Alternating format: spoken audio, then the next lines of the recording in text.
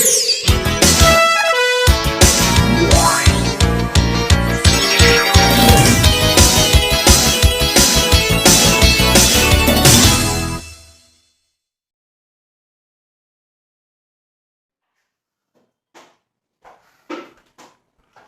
Students, तो इस video के अंदर हम एक नया टॉपिक जो है उसके बारे में डिस्कस करेंगे, that is types of absorption.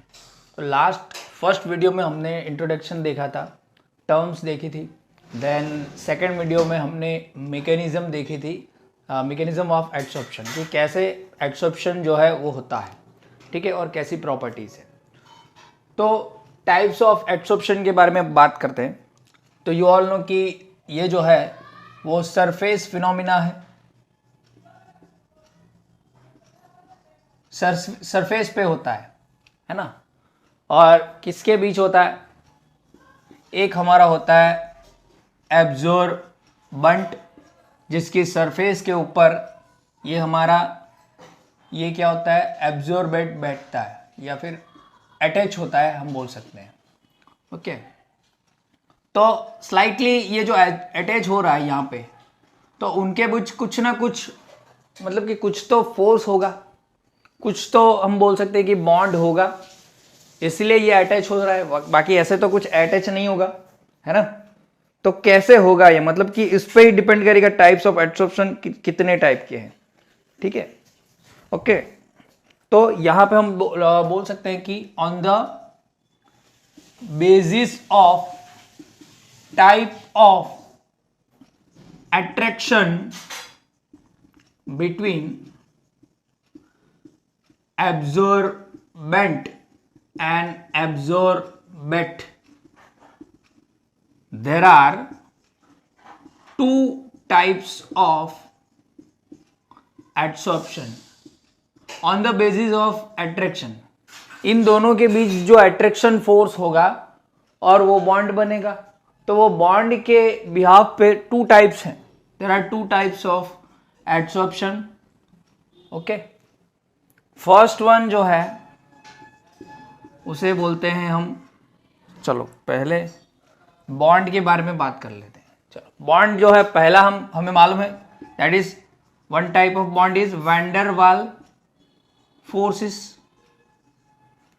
Van वाल फोर्सेस अपने आगे 11th स्टैंडर्ड में पढ़ा हुआ है और हमने भी देखा है, जो हमने लंदन फोर्स पढ़े थे, है ना। डाइपोल फोर्सेस, डाइपोल इंड्यूस भी बोल सकते हो आप। देन हम बोल सकते हैं hydrogen bonding, is the all types of van der Waals forces. ये सभी वैन डर वाल फोर्सेस के बॉन्ड्स हैं, ठीक है, क्लियर, समझ में आया।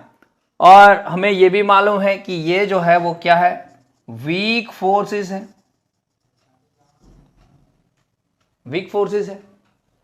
है ना, क्योंकि ये वीक फोर्सेस है। ओके, और ये जो फोर्स है यू ऑल नो कि मोलिक्यूल और मोलिक्यूल के बीच होता है। मोलिक्यूल, एक मोलिक्यूल और दूसरे मोलिक्यूल के बीच होता है, ये है ना, एक मोलिक्यूल और एक मोलिक्यूल के बीच होता है, ठीक है।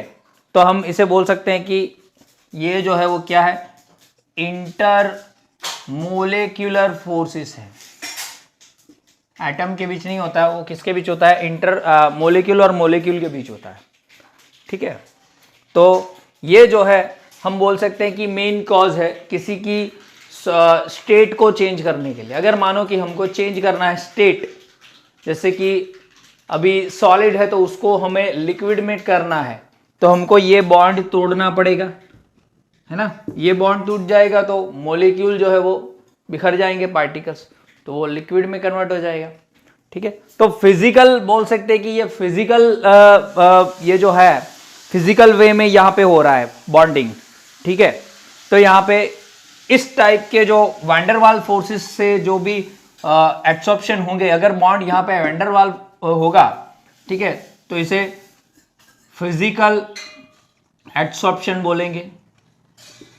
और फिजिशॉर्प्शन, दोनों में से आप कोई भी यूज कर सकते हो, फिजिकल एडसॉर्प्शन या फिजिशॉर्प्शन। ठीक है, क्लियर, समझ में आया?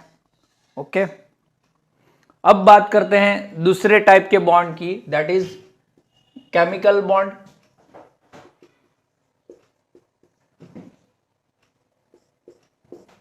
केमिकल बॉन्ड्स कौन कौन से हैं?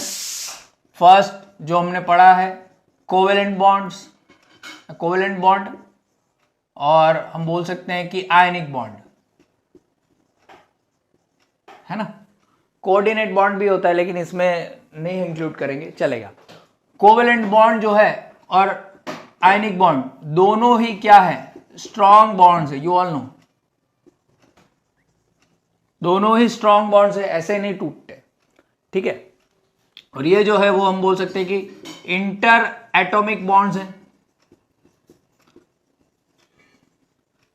मोलेक्यूल के अंदर होते हैं, मोलेक्यूल के बीच नहीं होते। ये जो है वो मोलेक्यूल के अंदर होते हैं। ठीक है, मतलब कि मोलेक्यूल जो बनता है एटम से वो एटम एटम के बीच होते हैं। क्लियर, समझ में आया? मतलब कि इंटर एटॉमिक बॉन्ड्स है ये। ओके, या फिर इंट्रा मोलेक्यूलर बोल दो, इसे आप इंट्रा मोलेक्यूलर भी बोल सकते हो, intra molecular bonds strong bonds है। तो because of this chemical bonds, इसे दिस टाइप ऑफ एडसॉर्प्शन को क्या बोलेंगे? केमिकल एडसॉर्प्शन और केमिसॉर्प्शन। ओके, केमिकल एडसॉर्प्शन और केमिसॉर्प्शन। क्लियर, समझ में आया? अब एक वापस से क्लियर करवा देता हूं कि ये मोलेक्यूल के बीच और ये हमारा मोलेक्यूल के अंदर की मतलब कि क्या बोल रहा हूं यहाँ पे। ठीक है, यहाँ पे अगर मान लो कि वांडरवाल की बात कर रहा हूं मैं, वांडरवाल फोर्स की, और यहाँ पे मान लो कि मैं यहाँ पे कोवेलेंट बॉन्ड की बात कर रहा हूं। ठीक है, ये फिजिकल बॉन्ड है और ये केमिकल बॉन्ड है। केमिकल बॉन्ड से बनता है या फिर केमिकल प्रोसेस से बनाया गया है, सब बोल सकते हो। तो यहाँ पे मानो कि यहाँ पे वाटर के मॉलिक्यूल है H2O और यहाँ पे H2O। ठीक है, तो इन दोनों के बीच ये जो है वांडरवाल फोर्स होता है, जैसे कि हाइड्रोजन बॉन्ड इसके बीच होता है। जैसे कि अगर मैं यहाँ पे आपको बताऊं तो ये जो है वो कुछ ऐसे कंबाइन होगा, ये हमारा एक मॉलिक्यूल और ये हमारा एक मॉलिक्यूल, इसके बीच जो है वो ये हाइड्रोजन बॉन्ड होगा। अगर हम इसे तोड़ दें तो पानी से आइस चलो है तो ये बॉन्ड होगा, तो आइस से हम क्या कर सकते हैं? ज्यादा टेम्परेचर देके इसको वाटर में कन्वर्ट कर सकते हैं, इसको तोड़ के फिर इसको ज्यादा करके क्या कर सकते हैं? वेपर में कन्वर्ट कर सकते हैं। ठीक है, तो जो फेज है, फेज ट्रांसफॉर्मेशन जो है, तो इसको तोड़ के जो है वो फेज ट्रांसफॉर्मेशन होता है। और ये जो है वो हम बोल सकते हैं इंटरमोलिकुलर फोर्सेस जो होते हैं वही है ये। ठीक है, वैंडरवाल फोर्सेस मतलब कि इंटर मोलिकुलर फोर्सेस या फिर आप inter molecular attraction of force बोल सकते हो ना, वही है। ठीक है, यहाँ पे जो हमने 10th में और 9th में पढ़ा हुआ था, फेज ट्रांसफॉर्मेशन कैसे करेंगे वो। ठीक है, अब इसकी बात करते हैं कोवेलेंट बॉन्ड। तो ये मोलिक्यूल के अंदर होता है, मतलब कि ये हमारा एक मोलिक्यूल है और ये हमारा एक मोलिक्यूल।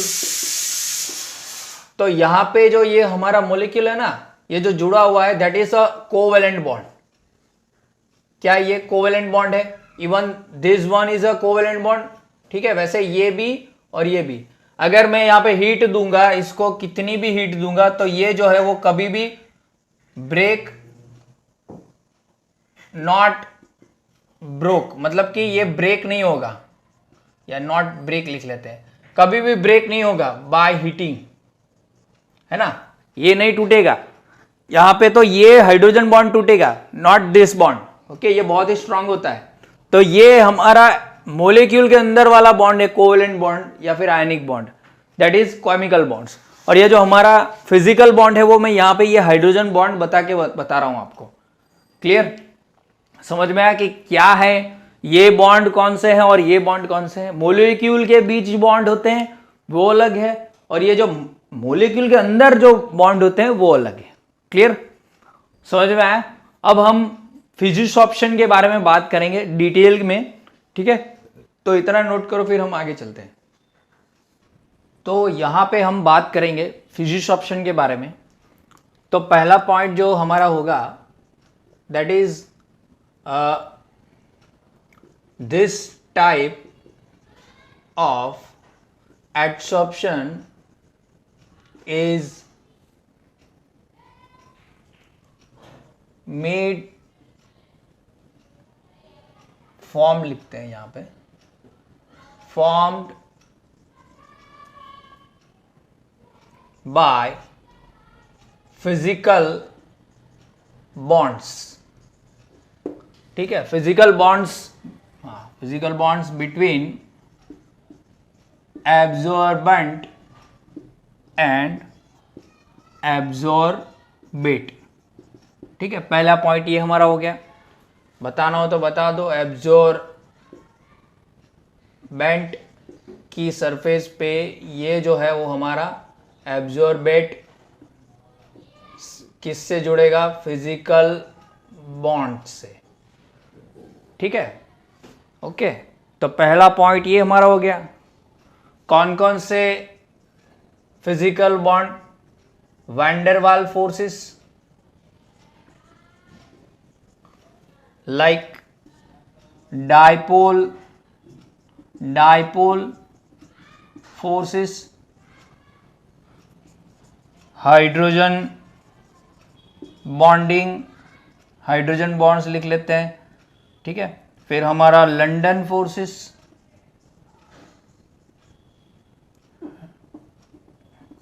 बॉन्डिंग लिख लेते हैं, चलो ओके।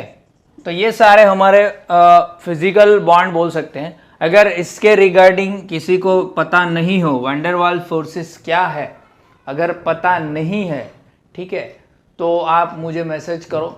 मैं आपको हमारे जो स्टेट्स ऑफ मैटर का चैप्टर जो 11th का मेरा वीडियो जो है उसका मैं प्लेलिस्ट आपको भेज दूंगा। उसमें ब्रीफली क्यों नाम वैन डर वाल्स है, क्यों नाम लंदन फोर्सेस है, उसके बारे में ब्रीफली मैंने बताया हुआ है। तो आपको अच्छी तरीके से पता चलेगा कि ये फोर्सेस क्या है, ठीक है। जो स्टेट्स ऑफ मैटर चैप्टर में जो 11th का चैप्टर है उसमें आता है।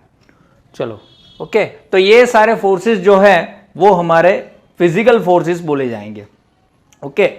Because of the these are physical forces, और ये वीक बॉन्ड होते हैं, ठीक है। तो यहाँ पे मैं लिख लेता हूं वीक बॉन्ड्स। तो वीक बॉन्ड कभी भी टूट सकते हैं, तो मैं यहां पे लिख सकता हूं इट इज अ टेम्पररी, मतलब कि ये जो एब्सॉर्प्शन है वो टेम्पररी होता है, ठीक है, परमानेंट नहीं है। क्या होता है, टेम्पररी। कुछ ज्यादा टेम्परेचर हो जाए या कुछ ऐसा हो गया तो क्या हो सकते हैं, एब्जॉर्बेट यहां से ऊपर जो यहां पे है वो निकल सकते हैं। जैसे कि मैंने अभी लिखा हुआ है, थोड़े देर बाद अभी ये परमानेंट नहीं रहेगा। अभी मैं वापस से रब करूंगा तो ये इसकी सरफेस पे अभी जुड़े हैं, अटैच हुए हैं, ये व्हाइट बोर्ड मार्कर के एब्जॉर्बेट बोल सकते हो, और इस ये व्हाइट बोर्ड को जो है हम एब्जॉर्बेंट बोल सकते हैं। तो थोड़े देर के बाद क्या होगा, I remove this all, I remove मतलब कि ये पूरा मैं रिमूव कर दूंगा ना, तो ये टेम्पररी जैसे ये है वैसे ही ये जो हमारे फिजिकल एब्सॉर्प्शन है वो भी क्या है, एक टेम्पररी फिनोमिना है, ठीक है। क्लियर, समझ में आया, ओके। अब दूसरी बात करते हैं, point number 5, lack of specificity. इसका मतलब क्या है, लैक ऑफ स्पेसिफिसिटी का मतलब यह है कि अगर मान लो कि एब्जॉर्बेट कभी बैठा है, ठीक है, तो कोई फिक्स नहीं है, ठीक है, मतलब कि no fixation of absorbate absorb on absorbent. मतलब कि अगर मान लो कि ये बोर्ड पे यहीं पे फिक्स हो जाएगा, ऐसा कुछ नहीं है, वो दूसरी जगह पे भी फिक्स हो सकता है या अटैच हो सकता है। That is lack of specificity. Clear, समझ में आया, ओके। कोई फिक्स नहीं है, ठीक है, कोई फिक्स नहीं है कि इस पे ही फिक्स हो जाएगा। क्लियर, समझ में आया? ओके। सिक्स्थ पॉइंट की मैं बात करूं तो it depends upon the nature of absorbent. Absorbent का नेचर कैसा है उस पर डिपेंड करेगा कि ये जो फिजिकल एब्सॉर्प्शन है वो कितना अच्छा है। एग्जाम्पल के तौर पे अगर मान लो कि मैंने 1 ग्राम चारकोल लिया, ठीक है, 1 ग्राम चारकोल लिया, तो 1 ग्राम चारकोल पे यहां पे मैं एक SO2 गैस है मेरे पास, एक मीथेन गैस है और एक H2 गैस है, 3 गैसेस हैं। जब मैं इक्वल अमाउंट में यहां पे एब्जॉर्ब करवाऊंगा, ठीक है, तो क्या होगा कि SO2 जो है इसका जो एब्सॉर्प्शन है, इसका एब्सॉर्प्शन अमाउंट मैं यहां पे लिखूं तो ये बहुत ही हाई अमाउंट में एब्जॉर्ब होगा। देन ये लिटिल या फिर सम अमाउंट लिख लेते हैं, और ये जो है वो लिटिल अमाउंट बोल सकते हैं। मतलब कि पहले ये बहुत ही ज्यादा अमाउंट में ये गैस इस पे एब्जॉर्ब हो जाएगा। फिजिकल एब्सॉर्प्शन लिख लेते हैं, physisorption of SO2 gas is very high. तो यहां पे एब्सॉर्प्शन के मामले में SO2 सबसे ज्यादा होगा, then methane, then H2। Why? What is the reason behind this high absorption of SO2 on the surface of charcoal? क्यों ऐसा हुआ? बिकॉज ऑफ, मैंने लिखा यहां पे नेचर ऑफ एब्जॉर्बेट। तो नेचर क्या है? तो ये जो है ये हमारा SO2 गैस, ठीक है, ये इजीली लिक्विफाइड हो जाता है। ठीक है, मैं यहां पे लिख देता हूं SO2 gas is easily liquefied than methane and H2। ठीक है, इजीली लिक्विफाइड हो सकता है। तो मैं यहां पे पॉइंट क्या लिख सकता हूं? The gases which are easily liquefied adsorbed very rapidly on adsorbent। हाँ, यहां पे आई थिंक मेरी एक बहुत ही बड़ी मिस्टेक है कि मैं यहां पे बी लिख रहा हूं। ठीक है, तो आप थोड़ा सा देख लेना, बी नहीं होता है, डी होता है। ठीक है, एड्सॉर्बेंट, यहां पे भी मेरी भूल थी। ठीक है, यहां पे भी हो सकती है। हाँ देखो, तो यहाँ पे डी होना चाहिए। पूरे वीडियो में हो सकता है कि मेरी भूल हो, तो आप इतना क्लियर कर लेना। ठीक है, बी लिखना नहीं है, डी लिखना है, इसीलिए। ओके, तो अब इजीली लिक्विफाइड जो भी गैसेस हो सकती है वो फिजिकल एब्सॉर्प्शन में रैपिडली क्या होगी? एब्जॉर्बेंट पे एब्जॉर्ब हो जाएगी। अगर एनसीईआरटी की मैं बात करूं तो एनसीईआरटी में क्या लिखा हुआ है, चलो इतना नोट करो, उसके बाद चलो यहां पे पॉइंट लिख लेता हूं मैं उससे। अच्छा, अब ये जो SO2 गैस है, ठीक है, उसमें एनसीईआरटी में क्रिटिकल टेम्परेचर जो है वो उसकी बात की है। What is critical temperature? तो क्रिटिकल टेम्परेचर का मतलब है कि कोई ऐसा टेम्परेचर, आपने ये चीज पढ़ी हुई है critical temperature states of matter में, जब हमने CO2 को लिक्विड में लिक्विफाइड किया था। एक कर्व था जिसमें 5 आप बोल सकते हो कि 5 ग्राफ्स थे उसके अंदर, और उसके अंदर CO2 का लिक्विफिकेशन जो था उसके बारे में हमने 11th केमिस्ट्री में पढ़ा था। ठीक है, तो वो वहां पे क्रिटिकल टेम्परेचर नाम का एक टर्म आता है, that is that critical temperature जो आपको वहां पे मिला होगा एनसीईआरटी में, कि क्रिटिकल टेम्परेचर वो है जहां पे आगे जो है वो गैस का लिक्विफिकेशन नहीं होता है। लिक्विफिकेशन कैसे होता है गैस का? By decreasing the temperature and increasing pressure आप लिक्विड को गैस को लिक्विफाइड कर सकते हो, जैसे कि आपने गैस सिलेंडर के अंदर किया हुआ है। दो गैस जो गैस होता है, ठीक है, पेट्रोलियम गैस जो होता है वो लिक्विफाइड किया जाता है, okay, high pressure with decreasing temperature. Temperature decrease करोगे, प्रेशर हाई रखोगे तो ही क्या होगा कि ये जो बोल सकते हो कि गैस है वो लिक्विफिकेशन होगा। लेकिन एक क्रिटिकल टेम्परेचर आएगा कि उससे आगे गैस जो है वो लिक्विफाइड नहीं होगा। तो वही क्रिटिकल टेम्परेचर जिसका हाई अमाउंट में हो, जिसका हाई हो, ठीक है। तो मैं लिख लेता हूं यहां पे, इसका जो है अराउंड हम बोल सकते हैं कि 300 केल्विन के आसपास है, ठीक है। इसका है हमारा 190 केल्विन के आसपास और इसका है हमारा 33 केल्विन के आसपास। तो ये because of high critical temperature, NCERT की टर्म है, the gases which have high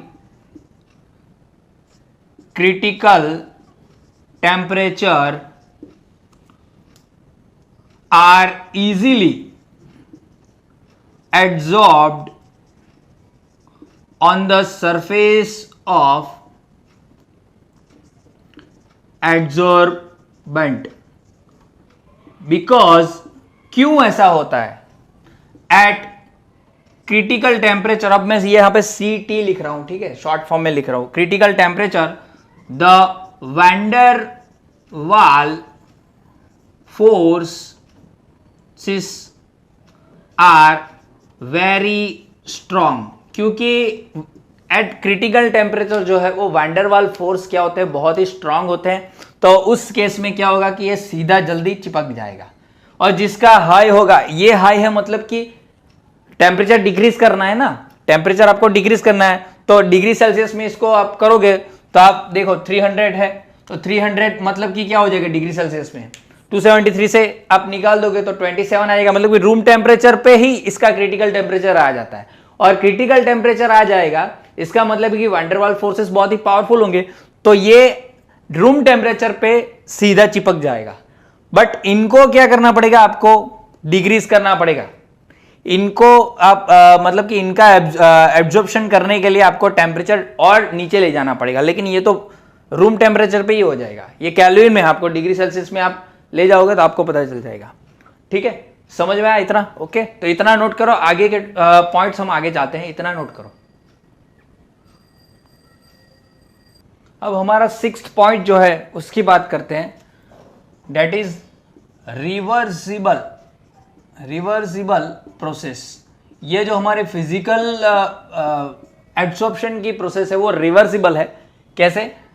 मानो कि एक सॉलिड है दैट इज एड्सॉर्बेंट, और उस पर क्या हो रहा है कि हमारा मान लो कि लिक्विड जो है वो क्या होगा, एड्सॉर्बेट, या फिर एक मान लो गैस ले लेते हैं, गैस जो है वो क्या हो रहा है, चिपक रहा है या अटैच हो रहा है। ठीक है, जब अटैच होगा तब हम बोल सकते हैं कि हीट निकलेगी। हाँ निकलेगी, अगले वीडियो में हमने देखा था ना कि हमारी जो है वो हीट निकलेगी। तो अगर मान लो कि गैस यहाँ पे चिपक गया, ठीक है, सॉलिड की सरफेस पे चिपक गया और यहाँ पे हीट निकली बिकॉज ऑफ एक्सोथर्मिक रिएक्शन है। ठीक है, एड्सॉर्प्शन की रिएक्शन एक्सोथर्मिक रिएक्शन है, जो मैंने पूरा क्लैरिफिकेशन दिया हुआ है कि कैसे एक्सोथर्मिक रिएक्शन बनती है। वो हाई स्टेबिलिटी करने के लिए, मतलब कि वो जो सरफेस के पार्टिकल होते हैं वो हाई स्टेबिलिटी गेन करने के लिए एनर्जी रिलीज करते हैं। ठीक है, इसीलिए ये जो है वो एक्सोथर्मिक रिएक्शन है। तो यहाँ पे क्या हो रहा है कि यहाँ पे हीट रिलीज हो रही है। ठीक है, यहाँ पे क्या हो रही है, हीट रिलीज हो रही है। तो सीधी सी बात है, आप एक बात समझो कि ये एक एक्सोथर्मिक रिएक्शन है, और एक्सोथर्मिक रिएक्शन में क्या होता है कि ऑलरेडी एनर्जी ज्यादा होती है। एक्सोथर्मिक रिएक्शन में क्या होती है कि ऑलरेडी इसमें टेम्परेचर, अब मान लो कि एनर्जी ज्यादा होती है, already the system has energy, इसीलिए एनर्जी रिलीज करता है। तो ये होती है ना, ऑलरेडी सिस्टम के पास एनर्जी है। ओके, अगर आप मान लो कि हमें ये फॉरवर्ड डायरेक्शन में करनी है ये रिएक्शन को, ठीक है, ये रिएक्शन को फॉरवर्ड डायरेक्शन में करनी है और ये एक्सोथर्मिक रिएक्शन है। तो in the case of exothermic reaction हमें फॉरवर्ड डायरेक्शन में रिएक्शन करने के लिए, फॉरवर्ड डायरेक्शन रिएक्शन करने के लिए कौन सी टर्म यूज करनी पड़ेगी? टेम्परेचर पहले हमें डिक्रीज करना पड़ेगा। ये चीज हमने आगे भी पढ़ी हुई है चैप्टर नंबर थर्मोडायनेमिक्स 6 के अंदर 11th केमिस्ट्री में, कि एक्सोथर्मिक रिएक्शन अगर इक्विलिब्रियम में पड़ी है कि अगर फॉरवर्ड डायरेक्शन में लेनी है, अगर एक्सोथर्मिक रिएक्शन है जो टेम्परेचर को डिक्रीज करना चाहती है, क्योंकि सिस्टम के अंदर ऑलरेडी टेम्परेचर है, तो हमें उसको फॉरवर्ड डायरेक्शन में लेने के लिए टेम्परेचर डिक्रीज करना पड़ेगा और प्रेशर जो है वो क्या करना पड़ेगा? इंक्रीज करना पड़ेगा। प्रेशर आप इंक्रीज करोगे तो ये गैस यहां पे चिपकेगी, लेकिन यहां पे चिपकेगी लेकिन एनर्जी यहां पे बहुत ज्यादा हो जाएगी।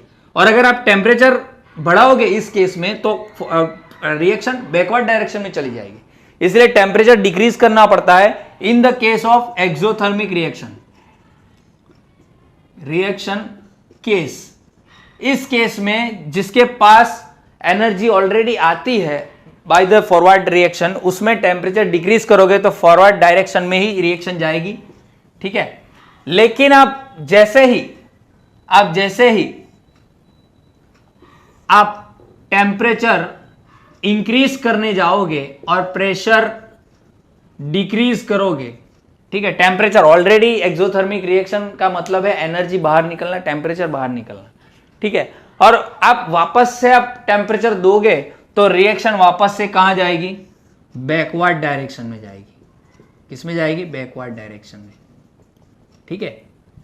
समझ में आ रहा है मैं क्या बोल रहा हूं? इक्विलिब्रियम में ये चीज पड़ी हुई है, आई थिंक, या चैप्टर नंबर 6 में, दोनों में से एक में आई है। ओके, सीधी सी बात है, आपने अगर मान लो कि एसिड और पानी की जो एक्सोथर्मिक रिएक्शन है, ठीक है, मतलब कि एसिड को पानी में ऐड किया, पानी ऑलरेडी गर्म है, बीकर गर्म हो गया है, वापस से आप गर्म कर रहे हो। अगर आप वापस से गर्म करोगे तो बीकर क्या हो जाएगा? ब्रेक हो जाएगा, टूट जाएगा, क्योंकि वो ऑलरेडी उसके पास एनर्जी है। एक्सोथर्मिक रिएक्शन है, बीकर गर्म हो जाता है, तो उसको वापस से आप बर्नर पे रख के अगर एनर्जी दोगे, टेम्परेचर दोगे, टेम्परेचर देना उसका मतलब है एनर्जी देना। It is indirectly process of giving the energy. Okay, तो अगर वापस से आप ऑलरेडी गर्म है और उसको वापस से बर्नर से टेम्परेचर आप इंक्रीज करके एनर्जी दोगे तो बीकर जो है वो ब्रेक हो जाएगा। उससे अच्छा है कि तो वो वापस से फॉरवर्ड डायरेक्शन में रिएक्शन में जाएगी, ठीक है। तो वही चीज मैं यहां पे आपको बता रहा हूं, समझ में आ रहा है? तीखा खाया हुआ है, मुंह जल रहा है, वापस से आप तीखा दोगे तो वो खाएगा नहीं, समझ में आ रहा है? तो वो भी यही है, वो एनर्जी लेगा नहीं, तो वो बैकवर्ड डायरेक्शन में रिएक्शन जाएगी। इसीलिए ये फिजिकल एब्सॉर्प्शन की रिएक्शन जो है वो रिवर्सिबल रिएक्शन है। क्लियर? समझ में आया? ओके, इसमें कोई भी डाउट? चलो, अब इसके बाद का जो पॉइंट नंबर 7 है वो है सरफेस एरिया। जितना ज्यादा सरफेस एरिया उतना एब्सॉर्प्शन ज्यादा, जो मैंने अभी आपको आगे अगले वीडियो में बताया था। The surface area of adsorbent का नहीं सरफेस एरिया, इसका सरफेस एरिया ज्यादा होगा, increases, hence the physical adsorbent increases. Clear? समझ में आया? ओके, लास्ट पॉइंट जो हमारा 8 पॉइंट है वो है एंथैल्पी का। जो हमारी एनर्जी निकलती है ये हीट वाली, वो the amount of released energy is not very much high. जो अमाउंट होता है, जो एनर्जी यहां से निकलती है, उसकी अमाउंट बहुत ही ज्यादा हाई नहीं होती है, ठीक है, क्योंकि यहां पे इतनी स्टेबिलिटी नहीं होती फिजिकल में, क्योंकि इतना स्ट्रॉन्ग वीक बॉन्ड होता है, स्ट्रॉन्ग नहीं होता है।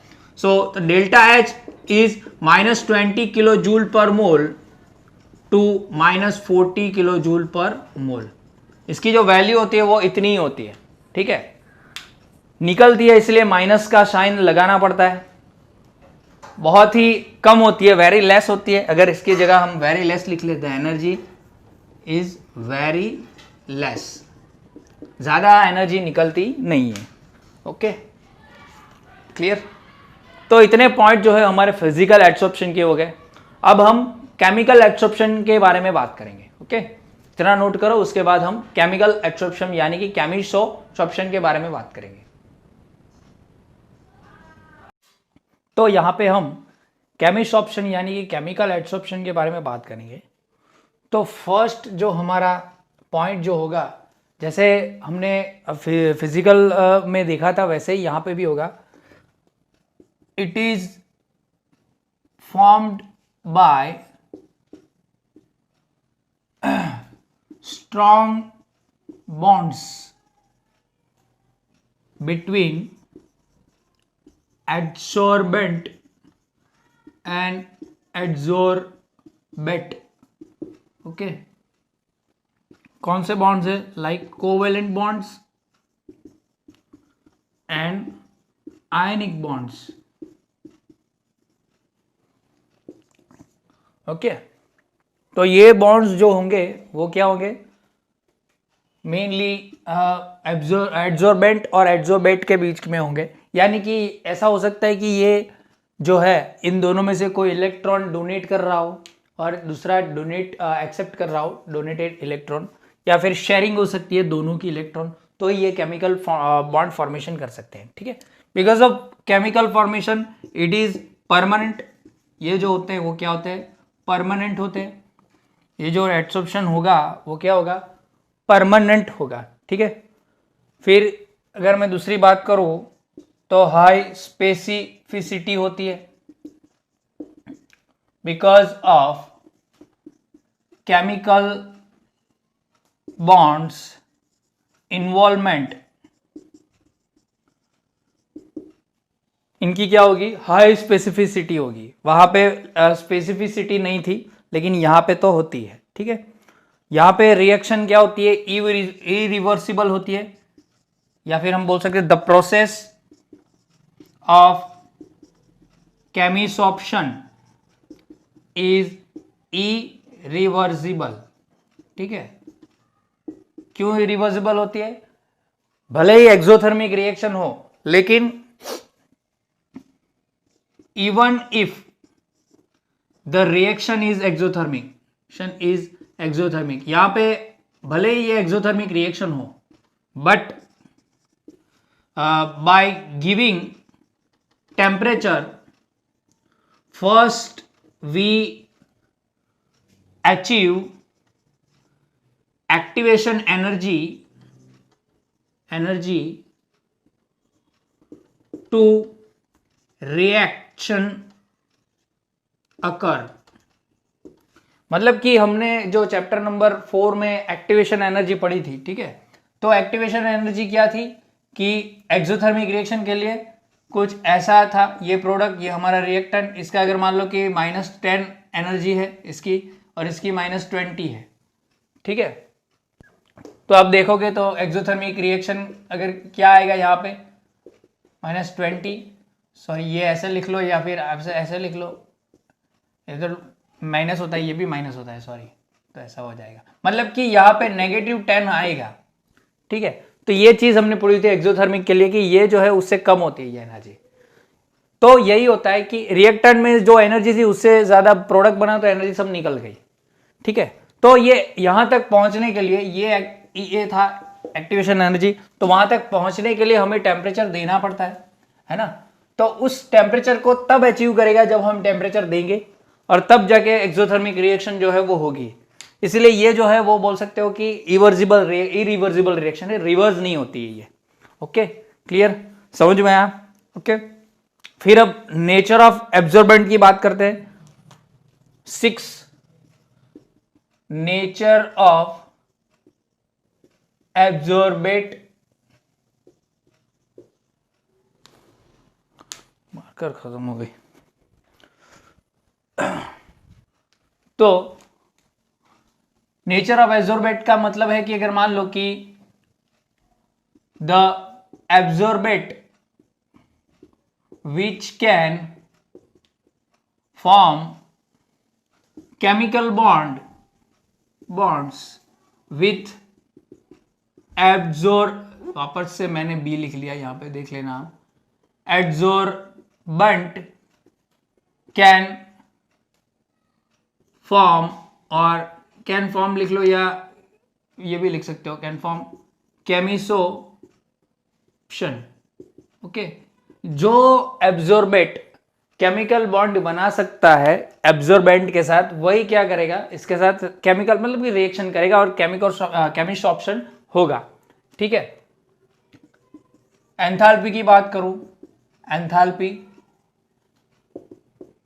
माइनस डेल्टा एच या delta H is equal to minus is very high because of chemical bond formation occurs, क्योंकि केमिकल बॉन्डिंग में आपको मालूम है कि जब हमने आयनिक बॉन्ड फॉर्मेशन किया था तो NaCl की जो लैटिस एंथैल्पी थी वो भी बहुत ही ज्यादा थी, तो इनका जो है वो भी बहुत ही हाई होता है।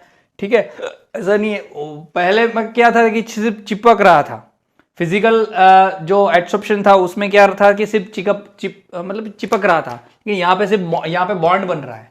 ठीक है, तो यहाँ पे जो वैल्यू होगी वो क्या होगी, -80 किलो जूल पर मोल से -240 किलो जूल पर मोल। ठीक है, क्लियर। तो ये हमारे केमिकल एडसॉर्प्शन के पॉइंट हो गए। ओके, या फिर हम बोल सकते हैं यहाँ पे मोर एक्सोथर्मिक रिएक्शन है, more exothermic reaction, it is a more exothermic reaction. Okay, clear. तो ये हमारे आगे हमने फिजिकल एडसॉर्प्शन के देखे, ये हमारे केमिकल एडसॉर्प्शन के, तो पॉइंट हमारे हो चुके हैं, डिफरेंस अभी करने की जरूरत नहीं है। ठीक है, यही पॉइंट वो डिफरेंस में आते हैं। ओके, तो अब हम आइजोथर्म जो एक ग्राफ वाला जो टॉपिक है फ्रिंडलिच, वो हम आगे अगले वीडियो में देखेंगे। ओके, इसके रिगार्डिंग कोई भी क्वेश्चन हो तो सीधा पूछ लो। ओके।